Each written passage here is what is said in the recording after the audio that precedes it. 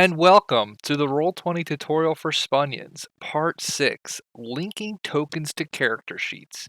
Gather up those notebooks, boys and girls, because it's time to learn.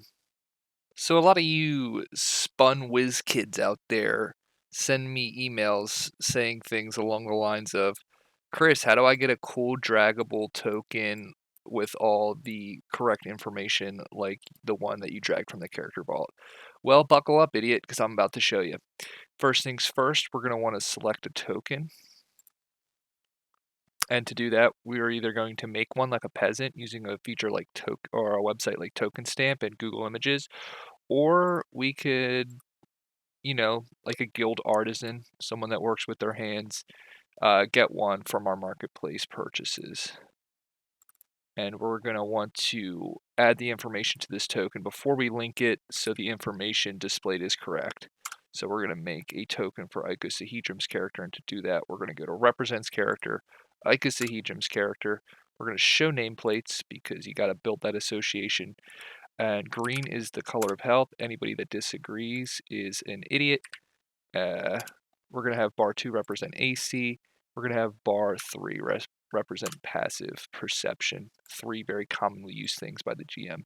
We're going to set player permissions to see name and see health. Now you can set health to off if you want combat to be a little bit more challenging, but sometimes it does get tedious.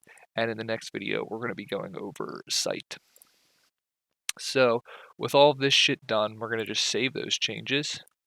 And you see how when we drag icosahedrum's character, we just get this fucking war crime of a token. It is so bland and so offensive as to make me want to kill myself.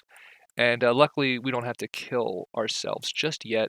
We can fix this pretty easily by making sure that we have the token we want to link, select it, click, because if you don't have it clicked it doesn't let you use a selected token because you do not have one selected.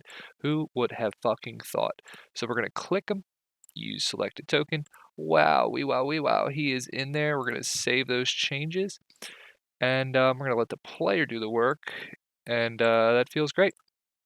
So now when we drag this pup out, he is in there. And if you want custom artwork for right here, it's as easy as going back in, edit, and then clicking to upload from your computer. But we're not going to do that because the player has not sent me anything because we're not on great terms right now.